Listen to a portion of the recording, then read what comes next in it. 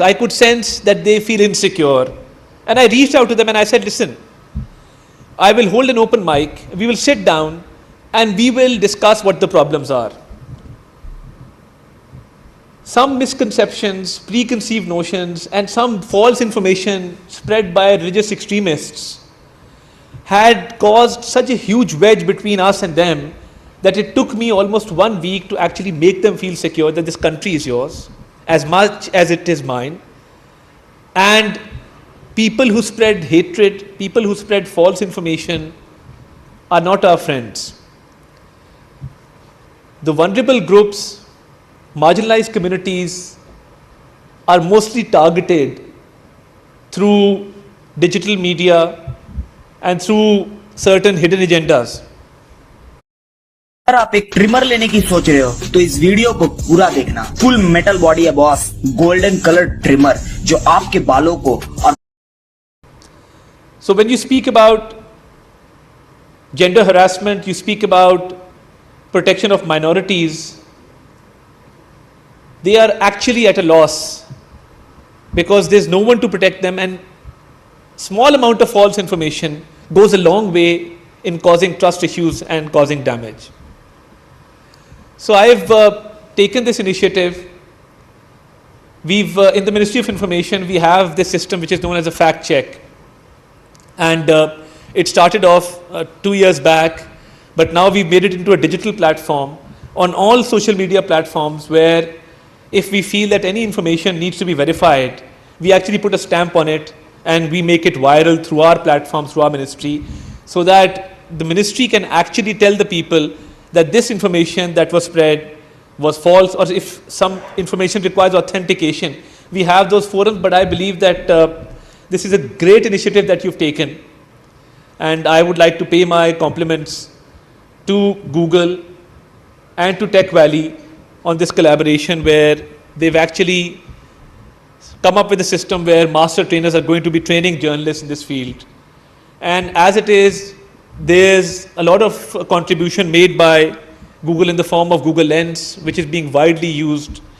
Google Maps are being widely used to verify information, to get the correct amount of information. So I believe these trainings will help build our society, will help bridge the gaps that we have between our communities. This will eradicate religious extremism and the hatred and the hate mongering that goes on certain social media platforms. In this day and age, terror outfits are actually using social media platforms to give updates of terror attacks. And we've been helpless against this issue because certain groups who act against the safety and security of the nation, we have no means of countering them. And this recent very unfortunate incident that took place in Balochistan, there was prior information on social media regarding those incidents, and there was nothing that we could do about it to counter that, to give a message that nothing of this sort will happen. And sometimes there's so much panic that goes on, and that also causes problems.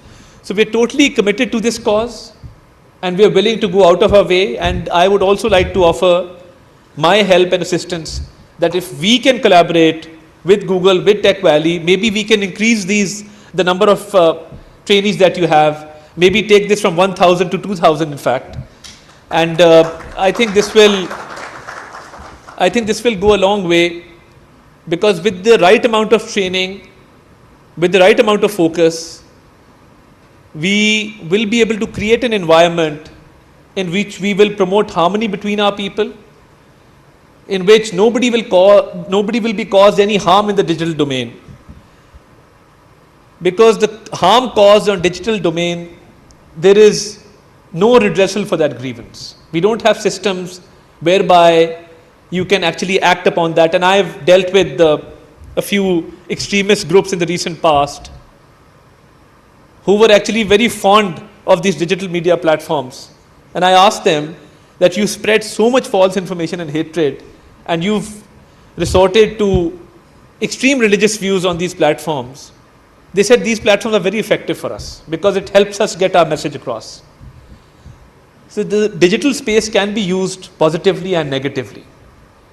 And with these trainings, we will not only be able to create a positive image of our country, but most importantly, we will be able to create a safe and secure environment for our people, and we will be able to protect our people. So my commendations to you, and I believe that in this day and age, this is a very, very important issue, and it requires a lot of focus, a lot of attention, and we are willing to go out of our way to resolve this problem. And you've taken it up at the right time, at the right place.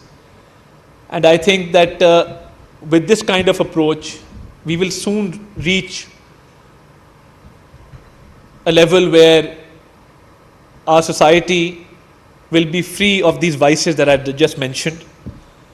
And I would also like to take this opportunity to pay homage to those journalists who, in the line of their duty, while performing their professional duties, they are often subjected to great difficulties.